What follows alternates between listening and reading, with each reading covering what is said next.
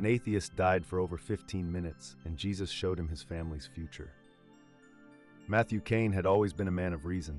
A data analyst by profession, his life revolved around facts, logic, and the tangible realities he could quantify. He dismissed religion as an outdated construct, a crutch for those unwilling to face life's uncertainties. His wife, Emily, was the opposite, a woman of quiet, unwavering faith. She often prayed silently for him, holding on to the hope that one day, Matthew might open his heart to something greater than himself. At home, the tension between Matthew's skepticism and Emily's faith was a constant undercurrent. Their teenage son, Ryan, had grown increasingly cynical under his father's influence, adopting a worldview steeped in doubt and pragmatism. Meanwhile, their youngest, Lila, remained a curious and innocent soul. At just 8 years old, she often asked questions that unsettled her father. "Daddy," she would say, her eyes wide with wonder, "what happens to us when we die?" Matthew would shrug off her questions with vague answers, unwilling to confront the unknown. Professionally, Matthew was thriving, but the weight of his success came with a cost. The long hours, mounting stress, and unhealthy habits were beginning to take their toll. Emily noticed the warning signs, the shortness of breath, the fatigue, but Matthew waved off her concerns. "I'm fine," he'd say. "Don't worry so much." Then came the day everything changed. It was an ordinary morning at work, the hum of computers and the endless stream of emails blending into the background. Matthew was in the middle of a presentation when he felt a sharp pain in his chest. The room spun, his breath hitched, and before anyone could react, he collapsed. By the time paramedics arrived, Matthew's heart had stopped. For over 15 minutes, his body lay lifeless as doctors fought to revive him.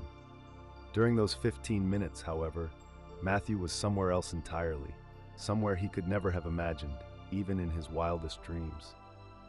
What Matthew experienced in those moments would not only shatter his worldview, but also reshape the future of his family. He had always believed that death was the end, a void of nothingness. But as he would soon learn, death was not the end. It was the beginning of a journey he never asked for but desperately needed. Subscribe to our channel for more stories of transformation and faith. Where are you watching from? Let us know in the comments below. My name is Matthew Kane, and until a few months ago, I believed death was the end. No afterlife, no heaven or hell, just silence. I built my life around what I could see and measure, dismissing anything beyond reason. But everything I thought I knew changed on the day I died. It started as a normal day. I was giving a presentation at work, the kind I'd done 100 times before. The room was warm, my coworkers were half listening, and I was halfway through explaining some data trends when it hit me. A searing pain in my chest. I froze mid-sentence. My vision blurred, and my knees buckled as everything went dark. The next thing I knew, I was floating above my body. I could see myself lying there on the floor, my coworkers crowding around me, panicked. Someone shouted, "Call 911." I remember feeling detached, like I was watching a scene in a movie. Then I noticed something strange, the silence. Everything looked frantic, but there was no sound, just this eerie, heavy stillness. And then, like a vacuum pulling me out of the room, I was somewhere else. At first it was pitch black, an overwhelming void that made my chest tighten with fear. But soon a light appeared in the distance. It wasn't just a light, it was alive. It pulsed with warmth and seemed to draw me in, like it was calling my name without using words. I hesitated. I didn't believe in this kind of thing. This couldn't be real. It had to be some kind of hallucination, my brain firing off neurons in its final moments. But no matter how much I tried to rationalize, I couldn't deny what I was seeing, feeling. The light grew brighter, and before I knew it, I was standing, or maybe floating, in a place that felt more real than anything I'd ever experienced. Then I saw him. I don't know how to describe him fully because words fail. He wasn't just a figure. He was everything. Light, love, and truth wrapped into one presence. Jesus. Even as I write this, I can't believe I'm saying it. Jesus. He didn't speak the way we do, but I understood him perfectly. His presence radiated both love and authority, like he knew everything about me yet wasn't here to condemn me. Without warning, the scene around us shifted.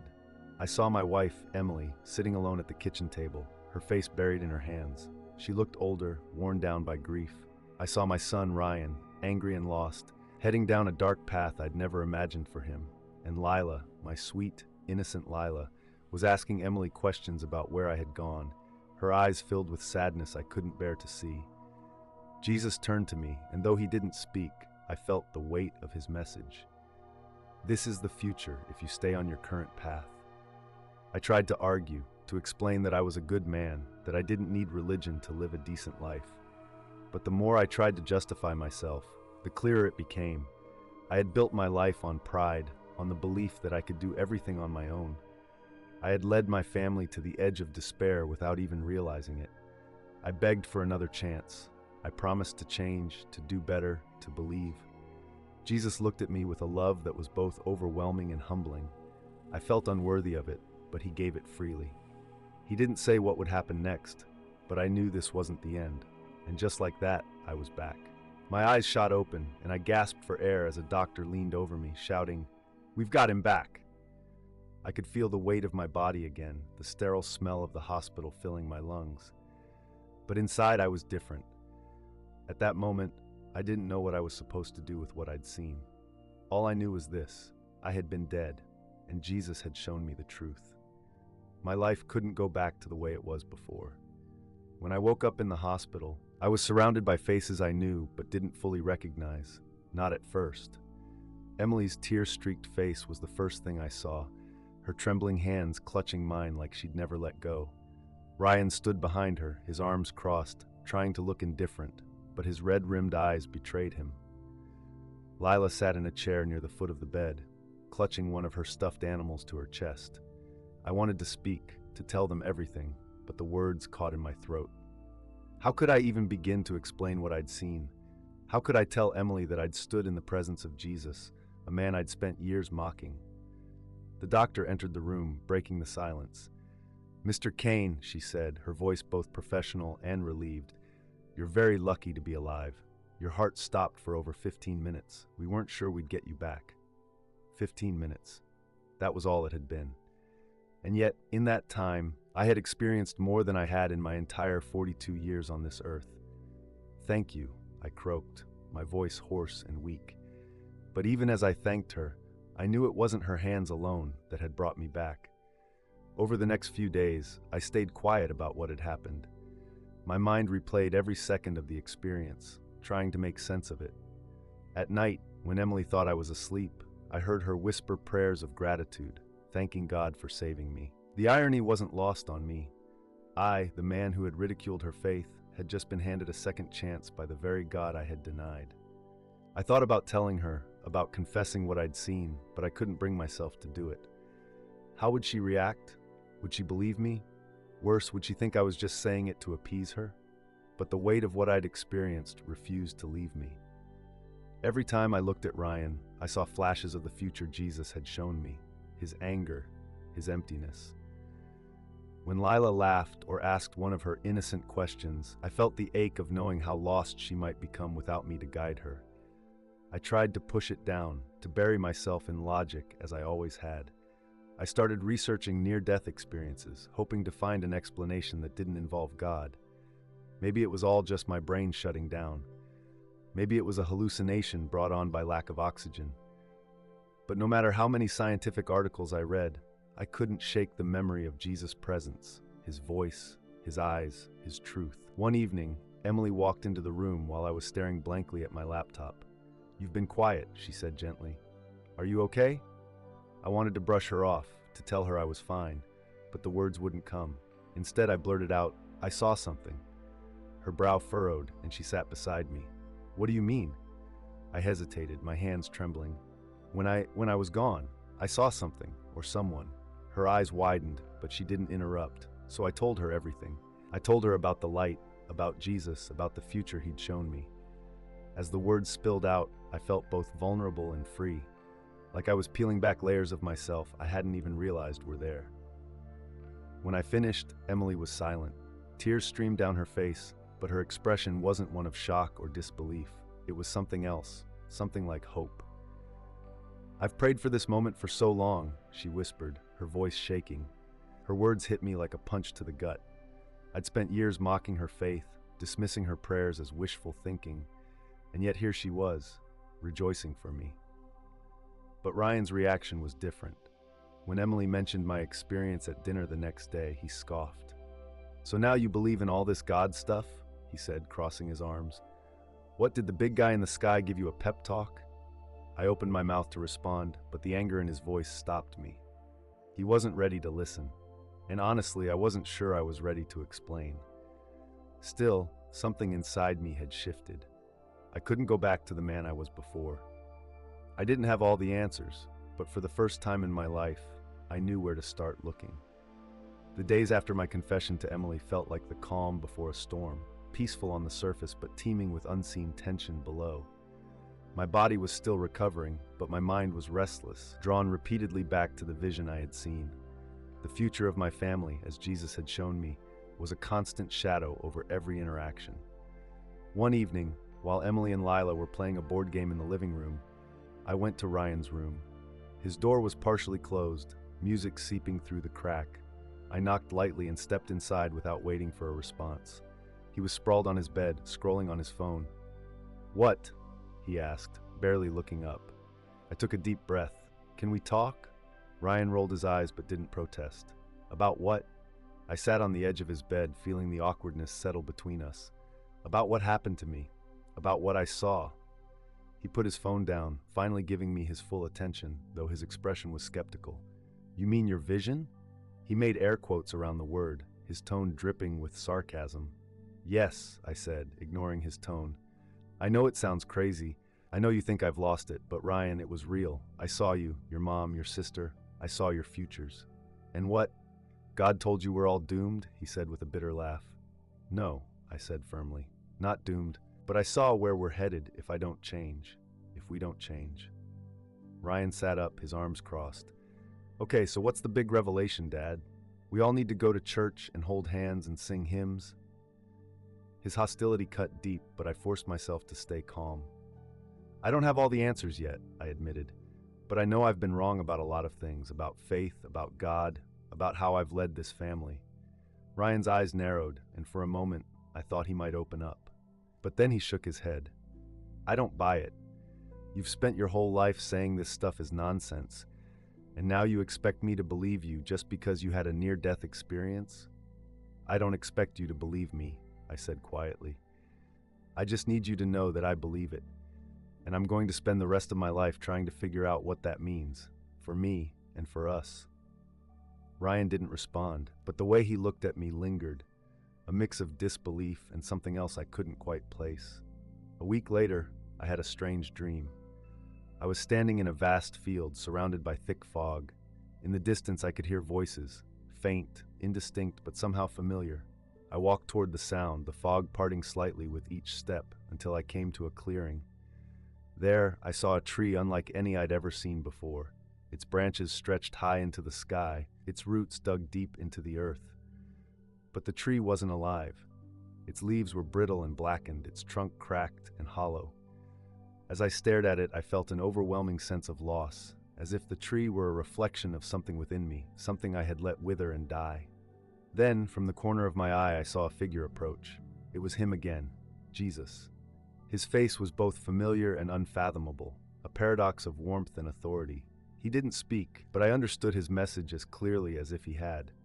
"Your life is the tree, Matthew. It is dying because it has no roots in me." I woke up in a cold sweat, gasping for air. Emily stirred beside me, her hand instinctively reaching out to touch my arm. "Are you okay?" she asked sleepily. I nodded, though my heart was pounding. "Yeah," I whispered, "just a dream." But it wasn't just a dream. It was a revelation. The next morning, I sat at the kitchen table with Emily, hesitant but determined. "I need to start over," I told her. "I don't know where to begin, but I need to rebuild my life and our family on something real. On faith." Her eyes filled with tears, but she smiled. "I'll be here with you, every step of the way." Her words gave me hope, but I knew the road ahead wouldn't be easy. Ryan was still distant. Lila had questions I couldn't yet answer, and I had decades of skepticism to unravel. But for the first time, I felt like I wasn't walking this path alone. The first time I set foot in a church after my experience, it felt like I was stepping onto foreign soil. Everything about it was unfamiliar. The hymns, the prayers, the way people raised their hands in worship like they were reaching for something invisible. I sat in the back, my heart pounding, hoping no one would notice me.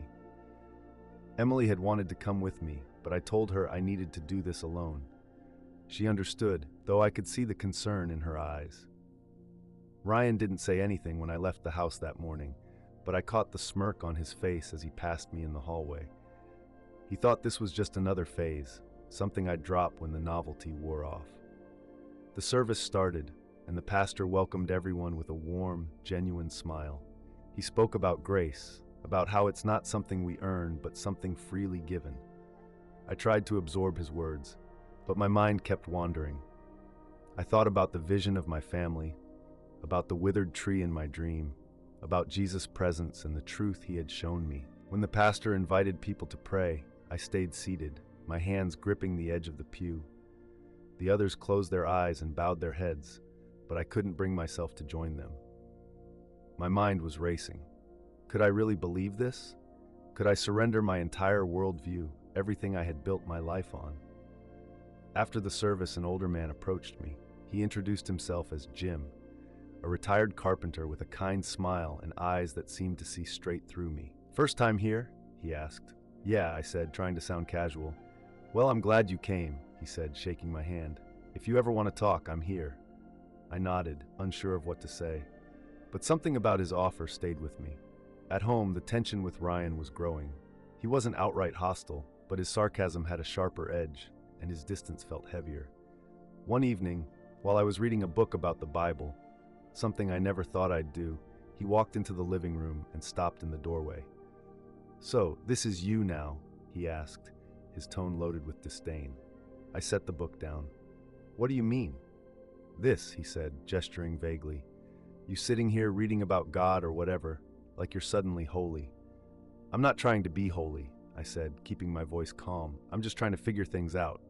Ryan scoffed. "Figure things out? You've spent your whole life telling me this stuff is a fairy tale, and now you're all in? What happens when you change your mind again?" His words stung because they weren't entirely wrong. I had spent years planting seeds of doubt in him, mocking faith, and now I was reaping the consequences. "I don't have all the answers," I said honestly.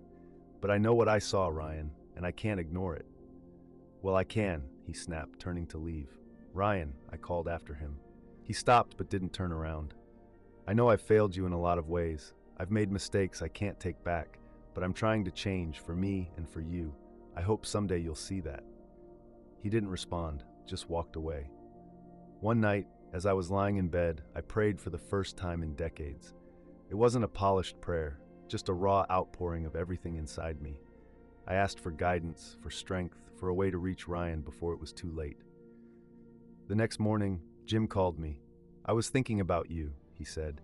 "There's a men's group that meets on Wednesday nights. It's pretty informal, just a few guys talking about life and faith. I think you'd like it." I almost said no, but something stopped me. Maybe it was the memory of Jesus' voice or the image of the tree in my dream. Whatever it was, I said yes. That Wednesday, I walked into the church basement, nervous but determined. The group was small, just Jim and a handful of other men, most of them older than me. They greeted me warmly, and as we talked, I found myself opening up in a way I hadn't expected. I told them about my near-death experience, about the vision of my family, and about my struggles to reconcile what I'd seen with the life I'd lived. They listened without judgment, sharing their own stories of doubt, faith, and redemption. For the first time, I felt like I wasn't alone in this journey. But my newfound faith was already creating ripples in my family. Emily was supportive, but Ryan's resentment was growing. Even Lila, though too young to understand everything, seemed to sense the tension in the house. One evening, as I tucked her into bed, she looked up at me with wide, curious eyes. "Daddy," she said, "do you really think Jesus is real?" Her question caught me off guard. "Yes, sweetheart," I said after a moment. "I do." She nodded thoughtfully. "Mommy says he loves us. Is that true?" "Yes," I said, my voice thick with emotion. "He loves us more than we can imagine." As I kissed her goodnight, I realized how much I had to learn, not just about faith, but about how to guide my family through this journey. The first major challenge to my newfound faith arrived sooner than I expected. It started subtly, a snide comment from a neighbor, a questioning look from a coworker, but it quickly escalated. My past skepticism and my sharp-tongued dismissal of religion had left a trail, and people weren't quick to forget. One Friday evening, Emily and I attended a neighborhood gathering, something we used to enjoy before everything changed. The usual crowd was there, gathered around the fire pit, sipping wine and trading stories about work and family. I had barely stepped onto the patio when Greg, a friend I'd known for years, clapped me on the back. "Hey, look who decided to show up," he said with a grin. "Haven't seen you around much, Matt. What have you been up to? Heard you've turned over a new leaf or something." His tone was light, but I caught the edge of mockery. I forced a smile. "Just reevaluating some things," I said vaguely. Greg raised an eyebrow, clearly amused. "Reevaluating? That's a fancy way of saying midlife crisis, isn't it?" A few people chuckled, and I felt the familiar prickle of defensiveness. For years, I had been the one making the jokes, the one poking holes in other people's beliefs. Now the tables had turned, and I wasn't sure how to handle it. Emily squeezed my arm gently, her silent way of reminding me to stay calm. "It's more than that," I said, keeping my voice steady. "I had an experience that changed how I see things. It's hard to explain, but it made me realize I was wrong about a lot." Greg smirked. "Wrong about what? God? Religion? Come on, Matt, you can't seriously believe all that stuff now. I mean, you used to say it was, what was it? Wishful thinking for weak minds." His words cut deeper than I wanted to admit, not because they were untrue, but because they reminded me of who I used to be. "I know what I said," I replied, "and I was wrong. I see that now." Greg shook his head, laughing. "Man, you really drank the Kool-Aid, huh?" The conversation moved on, but the tension lingered. Later, as Emily and I walked home, she turned to me. "I'm proud of you," she said softly. "For what?" I asked, still stewing over Greg's comments. "For standing your ground," she said. "You didn't let him get to you. That's not easy." Her words stayed with me, but so did the realization that my journey wasn't just about me. It was about how I lived out this new faith in a world that wouldn't always understand or accept it. At home, the tension with Ryan was reaching a boiling point. One evening, after dinner, he slammed his plate down on the counter and turned to me, his face red with frustration. "Why are you doing this?" he demanded. "Why are you pretending to be someone you're not?" "I'm not pretending," I said, trying to keep my voice calm. "This is who I am now." "No, it's not," he shot back. "You're just trying to make yourself feel better. You think you can fix everything by suddenly believing in God? Newsflash, it doesn't work like that." His words hit me like a punch to the gut, but I didn't respond right away. I could see the pain behind his anger, the confusion he didn't know how to express. "I know I've messed up," I said finally. "I've made mistakes I can't take back, but I'm not doing this to fix the past. I'm doing it because I've seen the truth and I can't ignore it." Ryan scoffed, shaking his head. "Whatever. You can believe whatever you want, but don't expect me to." He stormed out of the room, leaving me alone with the weight of his words. Amid all this, I began meeting with Jim more regularly. One afternoon, as we sat in a quiet corner of the church, I poured out my frustrations. "I feel like I'm losing Ryan," I admitted.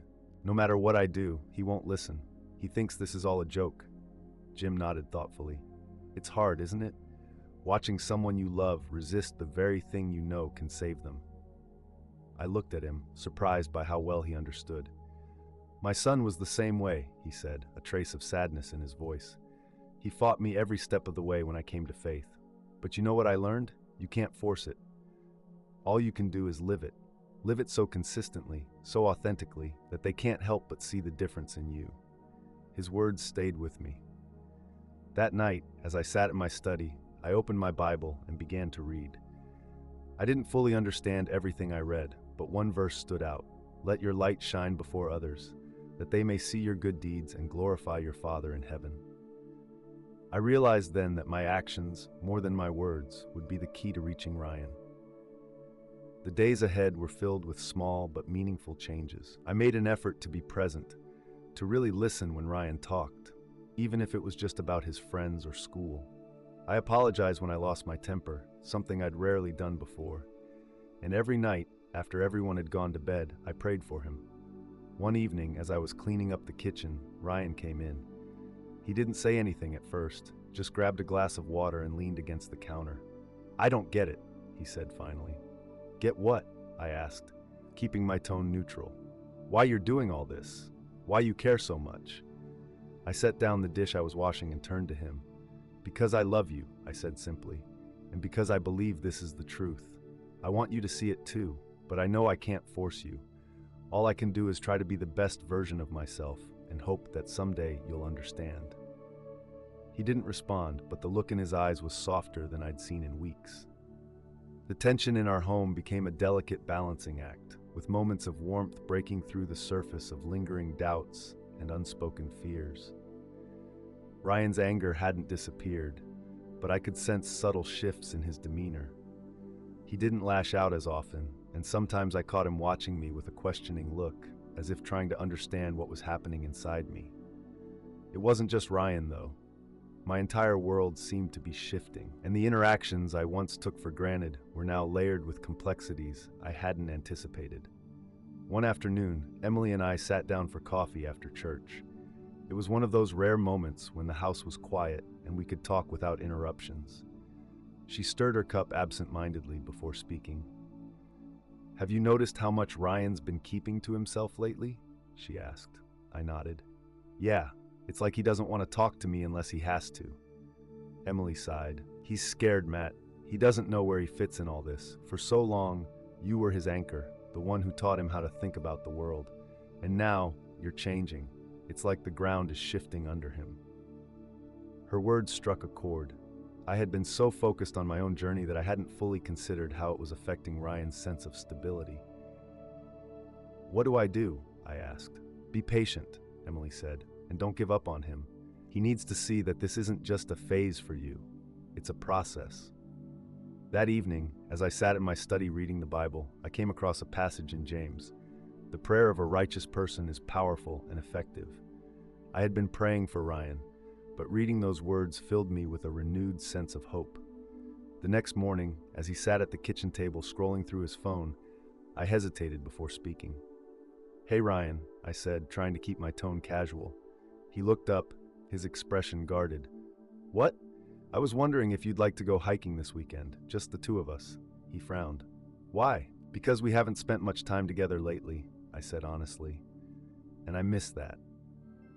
He hesitated, then shrugged. "I guess. Whatever."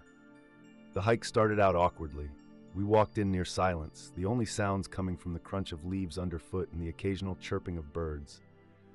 I tried to make small talk, but Ryan's answers were short, and I could tell he wasn't in the mood. About an hour in, we reached a clearing with a breathtaking view of the valley below. We sat on a large rock, catching our breath. "You used to love coming out here," I said. Ryan shrugged. "I guess."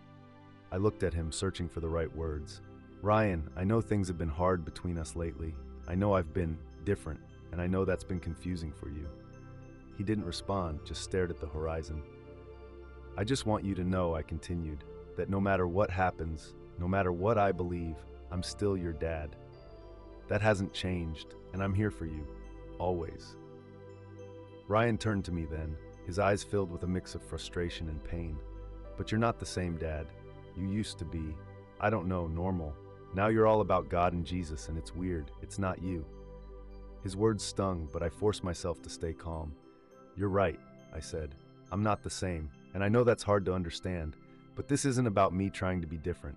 It's about me trying to be better, for you, for Emily, for Lila, for myself." Ryan shook his head. "I don't get it. You used to say religion was for people who couldn't think for themselves. What changed?" I took a deep breath, knowing this was the moment to be honest. "I changed because I saw something I couldn't explain. When I was in that hospital, when my heart stopped, I saw Jesus, Ryan. I saw him, and he showed me things about our family, about our future. It wasn't just a dream, it was real, and it changed me." Ryan stared at me, his expression unreadable. "You really believe that?" "Yes," I said firmly. "I do, and I know it's hard for you to understand. It's hard for me to understand sometimes, but I can't ignore it." For a moment, neither of us said anything. Then Ryan stood up, brushing dirt off his jeans. "Let's go," he said, starting down the trail. I followed, unsure if our conversation had made any impact. Back at home, Emily asked how the hike went. "Better than I expected," I said, "but it's going to take time." She nodded. "He's listening, Matt. Even if he doesn't show it, he's listening." That night, as I prayed, I felt a strange sense of peace. I didn't know what the future held for Ryan or our family, but I knew I wasn't alone in this journey. In the weeks that followed, I found myself caught in a strange tension. There were moments when I felt closer to Ryan than I had in a long time, but there were also those painful stretches of silence where the weight of unspoken words hung between us. It was as though we were both trying to navigate new versions of ourselves, versions I wasn't sure we were ready to meet yet. One Sunday afternoon, Emily and I were in the living room when the phone rang. It was my mother. "Matt, are you sitting down?" she asked, her voice trembling. I sat up straight, sensing the urgency in her tone. "What's wrong, Mom?" "Your father, he had a stroke. They've rushed him to the hospital." My heart dropped into my stomach. I hadn't spoken to my father in over a year. Our relationship had always been distant, but this news hit me harder than I expected. I hadn't realized how much I still longed for that connection, even if it had been fractured for so long. Emily and I rushed to the hospital. I was numb, unsure of what I'd find when we arrived. When we got to the ICU, my mother was sitting in the waiting room, her face pale and drawn. "Mom, how is he?" I asked. She looked up, her eyes filled with worry. "The doctors are still running tests. They're not sure how much damage has been done." I nodded, trying to steady myself. It wasn't just my father's health that weighed on me. It was the looming question of whether I would ever have the chance to make things right with him. Later, I stood outside my father's room, staring through the glass. He looked frail, hooked up to machines. I could feel the weight of years of unresolved tension between us. We hadn't spoken about anything meaningful in so long, and now here he was, helpless, fighting for his life. I thought back to my near-death experience, the peace I had felt in the presence of Jesus, and the way everything had become clear. Would my father ever experience that? Was it too late for him to find what I had found? I took a deep breath, stepped inside, and sat by his bedside. My father's eyes fluttered open, and for the first time in years, I saw a flicker of recognition. "Dad," I whispered, my voice thick with emotion. "It's me, Matt." His eyes focused on me, but there was no anger, no bitterness, only a kind of exhaustion. "I'm sorry," I said, my throat tightening. "I should have been there for you more."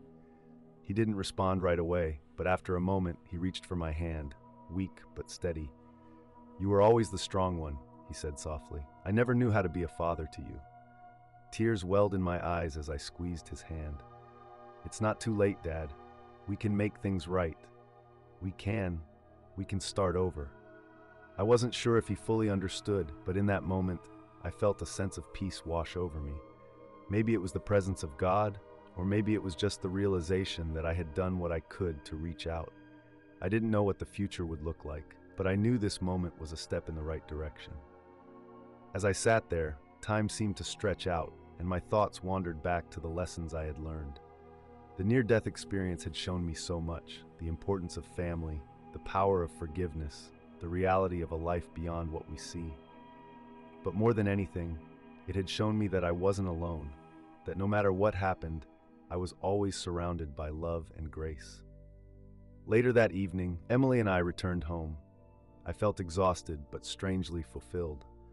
I had opened myself to the possibility of change, and in doing so, I had taken the first steps toward healing. I walked past Ryan's room, where he sat at his desk, headphones in, lost in whatever world he had built for himself. He hadn't said much since our hike, and I knew he still had questions. But I also knew that I couldn't force him to see what I had seen. I knocked on his door, and he glanced up. "Yeah?" "Just wanted to say good night," I said, leaning against the doorframe. "Love you." He gave me a small, almost imperceptible nod. "Love you too, Dad." As I turned off the light and closed the door, I couldn't help but feel a sense of hope. Things weren't perfect, but maybe that was okay. Maybe it wasn't about fixing everything right away. Maybe it was about taking each step in faith, trusting that God had a plan for all of us, even when we couldn't see it. That night, I prayed with a new sense of urgency, not for myself, but for my family, for my father's healing, for Ryan's heart to soften, for Emily's strength as she stood beside me. and for me to continue walking this path no matter where it led. The weeks that followed seemed to stretch on in a blur, filled with moments of clarity and confusion, progress and setbacks. My father's condition slowly improved, but it was clear that the road ahead for both him and me would be a long one. We still had a lot to work through, and the fragile truce we'd begun to build hung in the air like a delicate thread. Ryan, too, seemed to be in a holding pattern. He didn't push back as much as he had in the past, but he didn't seem ready to join me in this journey either. He was distant, caught between old comforts and the uncertainty of my transformation. It felt like we were in a perpetual state of waiting, like standing on the edge of something we couldn't quite see. But amidst this uncertainty, something shifted.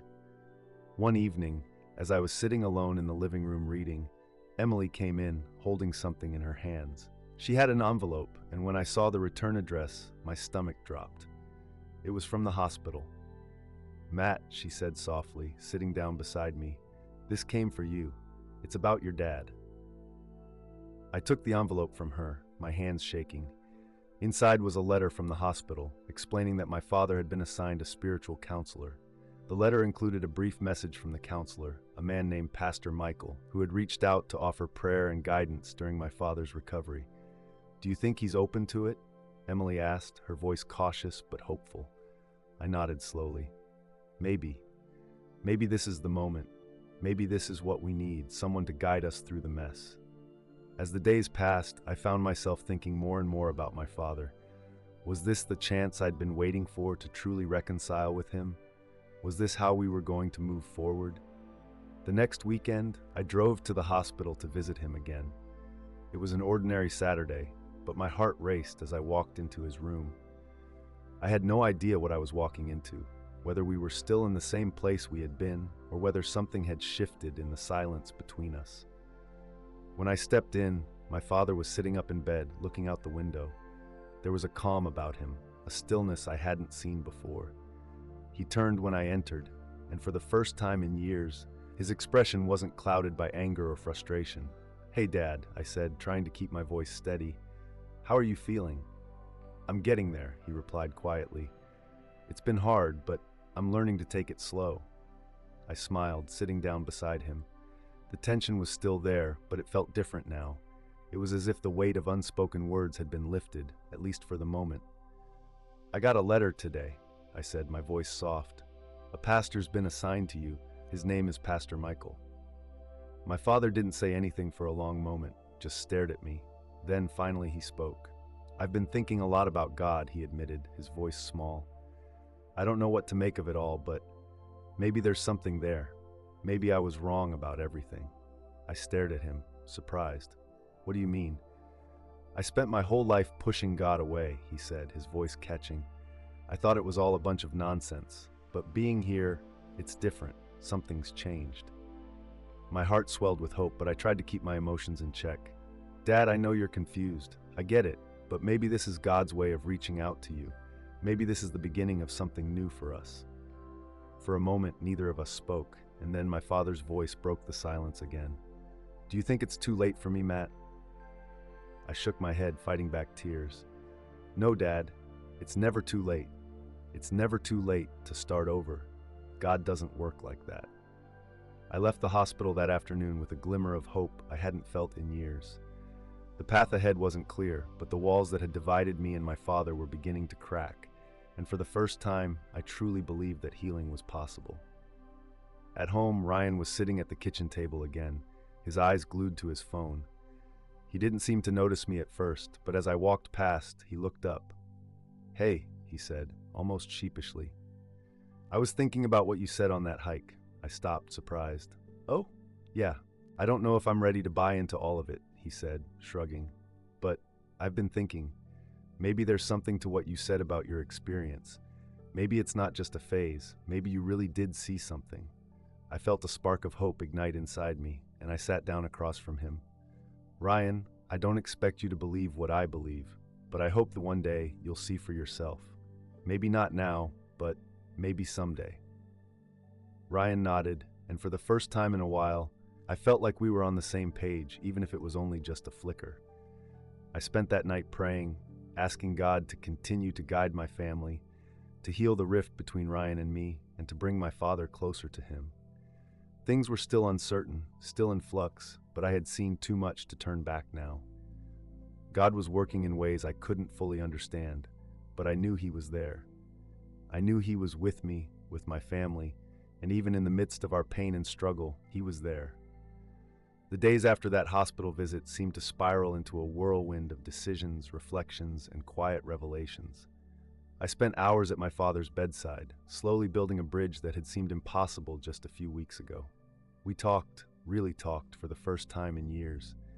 Not about the old wounds or the things we had missed, but about what might lie ahead, about the hope that now flickered between us like a fragile flame. But it wasn't easy. Healing doesn't come without its share of conflict, and as much as I wanted things to improve, I knew the real challenges were just beginning.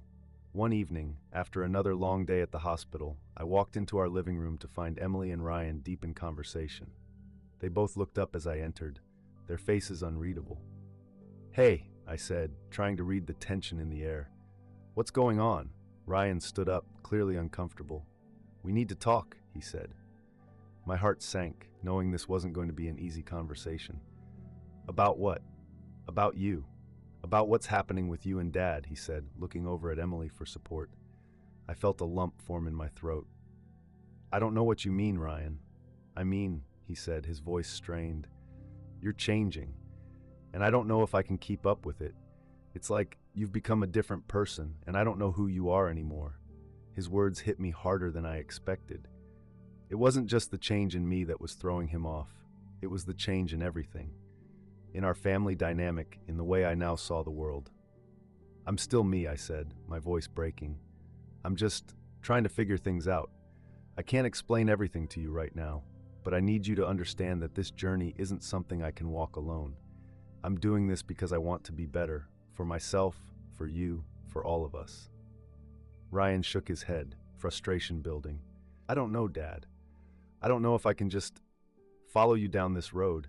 It's like you're asking me to believe in something I don't understand. It feels like I'm being left behind." His words struck a chord, and I saw the hurt in his eyes. He was afraid, and maybe he felt betrayed by the changes I was making.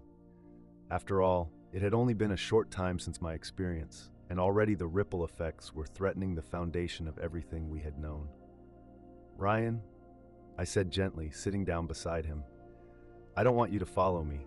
I'm not asking you to believe in everything I believe right now, but I want you to know that I'm here for you, no matter where you are in your own journey. And I believe that, in time, you'll see it for yourself. I don't know when, but I'm not going anywhere." He looked at me, his expression softening just slightly.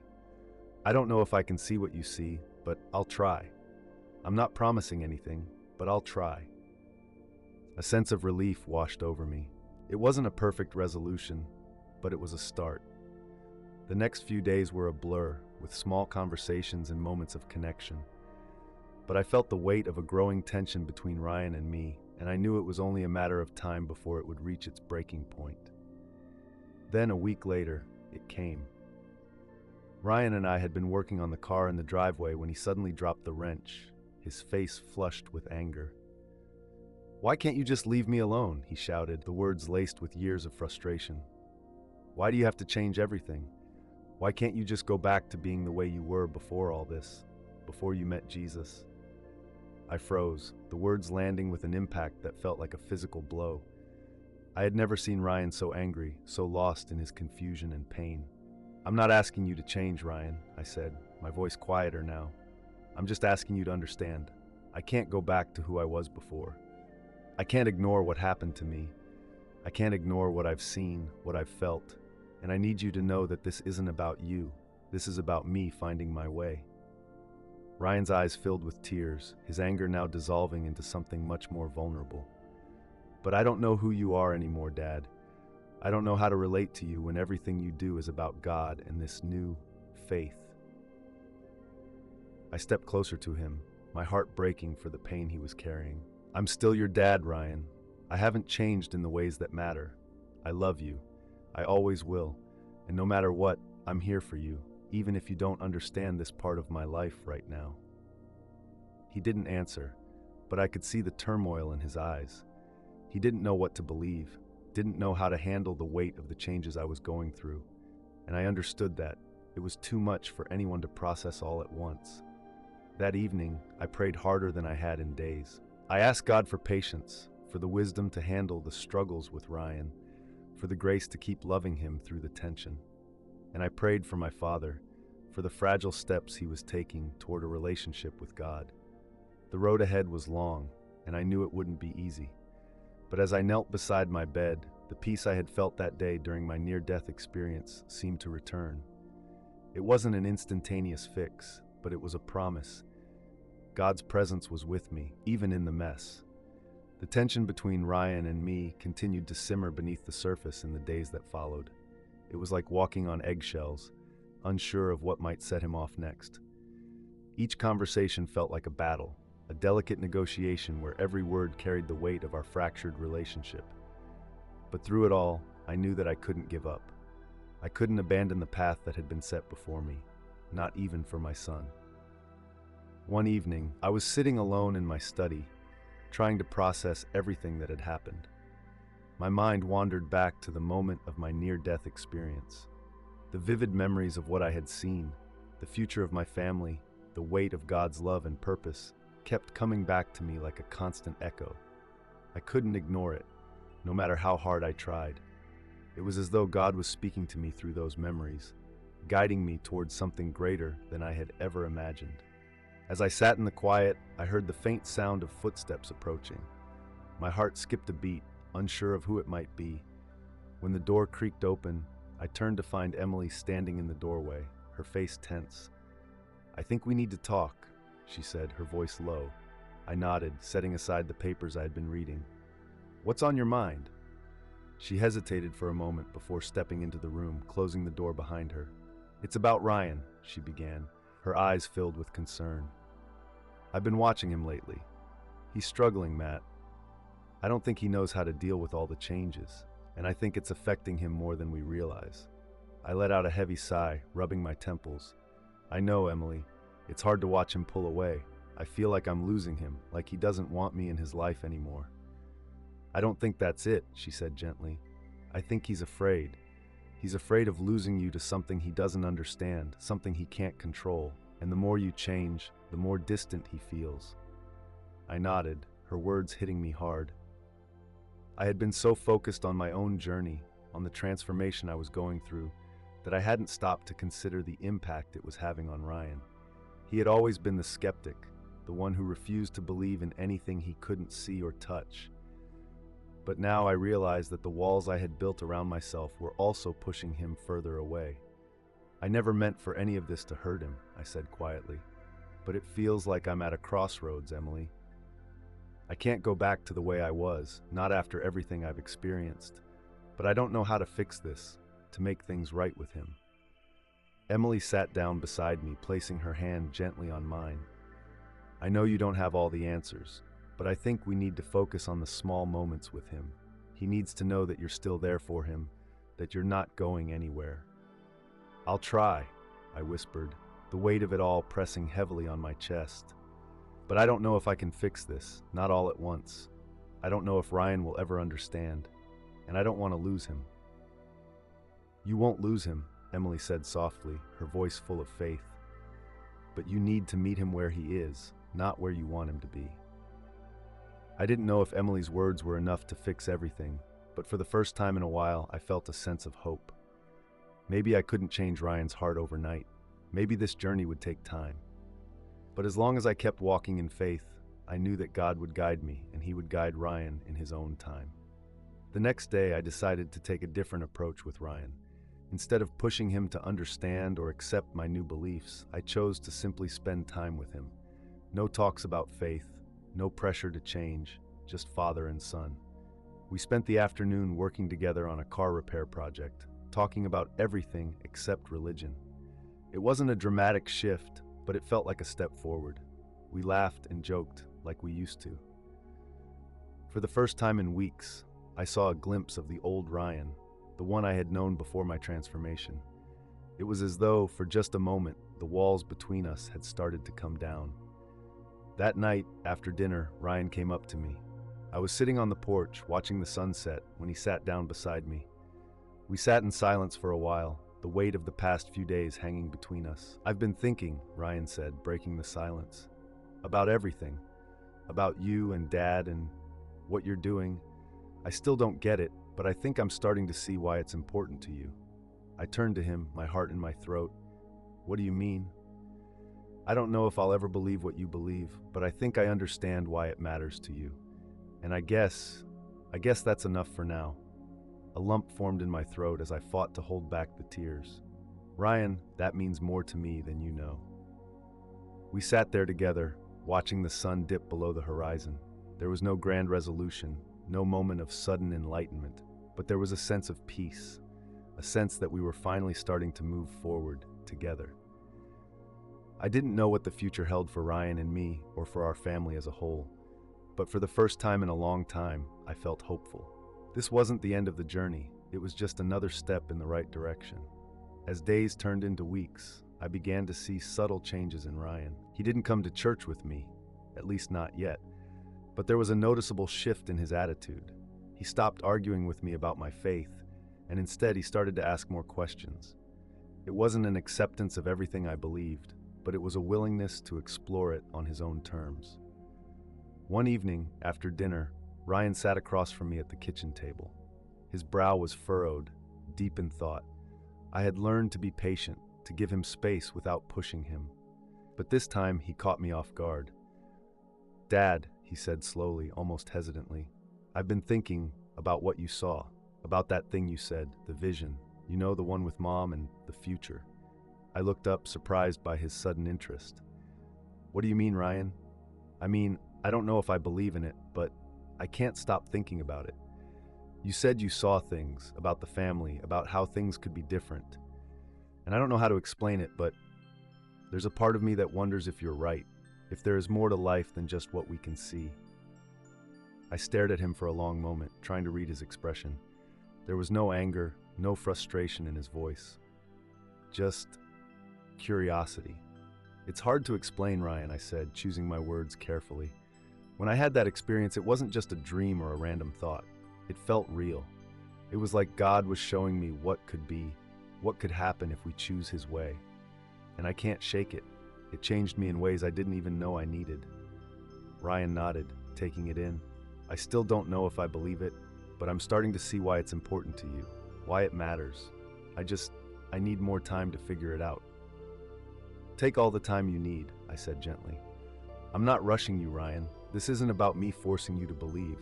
It's about you discovering what's true for yourself. But just know, no matter what, I'm here for you. And I'll always be your dad, no matter what path you choose." It was a moment of breakthrough, a small but significant step. Ryan wasn't fully there yet, but I could see that he was no longer resistant to the idea. Something had shifted. He was open. And that, for me, was everything. The next day, I was at the hospital visiting Dad again. His condition had been slowly improving, and though he wasn't fully out of the woods yet, there was a new sense of hope in the air. When I walked in, I found him sitting up in bed, looking more alert than I'd seen him in weeks. "Hey, old man," I said with a grin, pulling up a chair beside him. He smiled weakly, though there was still a hint of exhaustion in his eyes. "Hey, yourself. You're looking good, son. How's everything going at home?" I leaned back in the chair, feeling the weight of the conversation we were about to have. "It's getting better, slowly. Ryan's been more open, more willing to listen. It's not easy, but I think we're making progress." Dad nodded, his eyes softening. "That's good to hear. You know, I've been thinking about what you said, about the things you saw, the future of our family, and I don't know if I believe in it the way you do, but I do believe that God's been working in your life. I've seen it in you, Matt. I've seen it in the way you've changed." My heart skipped a beat. To hear my father say that was more than I could have asked for. I had spent years searching for his approval, and now it felt like I was beginning to receive it, even in the most unexpected of ways. "Thanks, Dad," I said quietly, my voice thick with emotion. "I don't know what all of this means yet, but I do know that I want to share it with you. I want to show you what I've seen." "You already have, son," he said softly, his voice barely above a whisper. You've shown me more than you think. Maybe it's time I start listening more, too." Those words were a balm to my soul. For the first time in years, I felt a sense of peace settle over me. Dad wasn't there yet, but I could see that something was stirring in him. There was a willingness, a crack in the walls he had built over the years. And for the first time, I could see the possibility of healing, not just between Ryan and me, but within our entire family. As I left the hospital that evening, I walked outside into the cool air, taking a deep breath. My heart felt lighter than it had in months. I didn't know what the future held for me or for my family, but I did know this: the journey wasn't over. It was just beginning. And for the first time in a long time, I felt like I was walking in the right direction, toward healing, toward grace, toward the future God had shown me. The weeks that followed were a blur of small, significant moments. They weren't dramatic, but they were deeply meaningful. Ryan continued to ask questions, slowly opening up about his doubts and fears. Emily, who had always been supportive, began to see a change in me that was hard to put into words.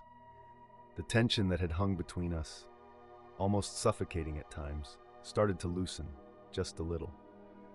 But it was at the church one Sunday morning, during the quiet of a mid-service prayer, that everything came to a head. I had been battling with myself for weeks, torn between the love I felt for my family and the undeniable truth I had encountered through my near-death experience. The revelation of God's love, of His plan for us, had become something I could no longer ignore.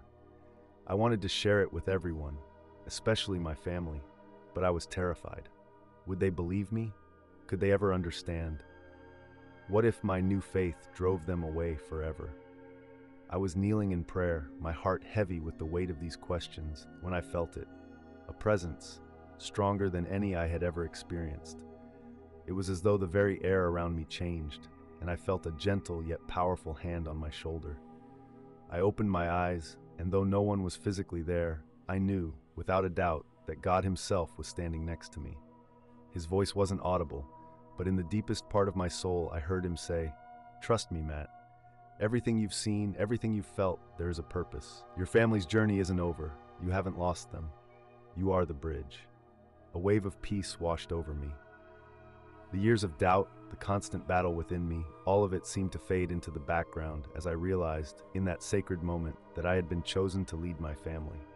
Not by force, but by love, by patience, by grace. I didn't need to change everything in a day. It was enough to walk the path God had laid before me and trust that He would work in His own time. Tears streamed down my face as I whispered, "I trust you, Lord." As the service continued, I sat in stunned silence, feeling as if the weight of the world had been lifted from my shoulders. I still didn't know what would happen with Ryan or my father. But for the first time, I wasn't afraid. I wasn't fighting anymore. I had surrendered it all. And that surrender, I knew, was the beginning of true transformation, not just for me, but for my entire family.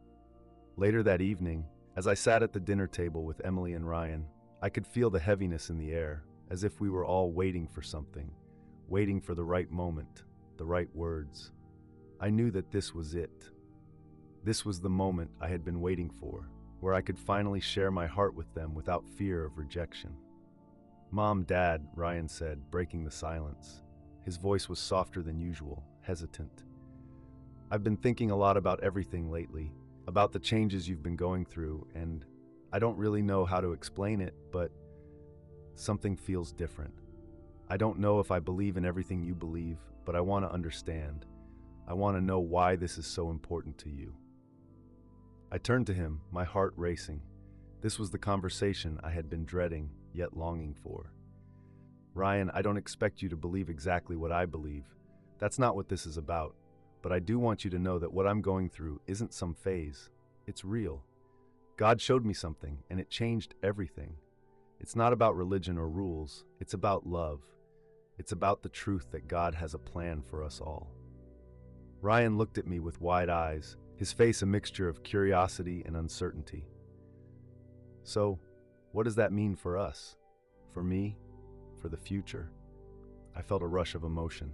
The words that came next felt like they had been building for years. "It means that I'll always love you no matter what. But I also believe that God has a purpose for you, Ryan. I believe He wants to help you find peace, I know it's not going to be easy, and I'm not going to force anything on you. But I want you to know that there's something greater than all of this, greater than any of our struggles, any of our fears. The room was quiet for a long time, the weight of my words hanging in the air. I didn't know how much Ryan understood in that moment, but I knew it had planted a seed. I felt it. And for the first time, I wasn't worried about the outcome. I had given everything to God. I had shared my truth. The rest was in His hands. As the days passed, there was a palpable change in our household. Ryan didn't suddenly convert to Christianity, and my father didn't become a Bible-thumping preacher. But there was a newfound respect, an openness that hadn't been there before. Emily and I continued to grow in our relationship, finding new ways to support each other through this unexpected journey. And though my faith hadn't transformed my family overnight, I realized it had set something in motion. God was working, not through grand gestures or miracles, but through small, quiet moments. And I believed that in time, He would reveal more to each of us. The transformation didn't happen overnight, and it didn't follow the path I had imagined in my mind. There were no grand speeches, no sudden conversions, at least not in the way I had hoped. But in the quiet, tender moments, I saw the fruit of the seeds that had been planted. Ryan and I had begun to talk more openly, even though he hadn't fully embraced everything I believed. He'd stop me during a conversation, his curiosity clear, asking questions that went deeper than the surface. I could see that he was wrestling with his own doubts, but he was searching, and that was all I could ask for. Emily and I, too, had found new depths to our marriage. The peace that I had found through my own journey had spilled over into our relationship. I wasn't perfect, far from it, but I was more present, more patient. I was learning to love her not just with my words, but with my actions, and we both recognized that it was making a difference. Dad, too, had begun to open up. He wasn't ready to dive into faith yet, but there were moments of connection, moments where I could see a spark of understanding in his eyes. It wasn't a breakthrough, but it was something, and that was enough for me. And as for me, well, I had changed.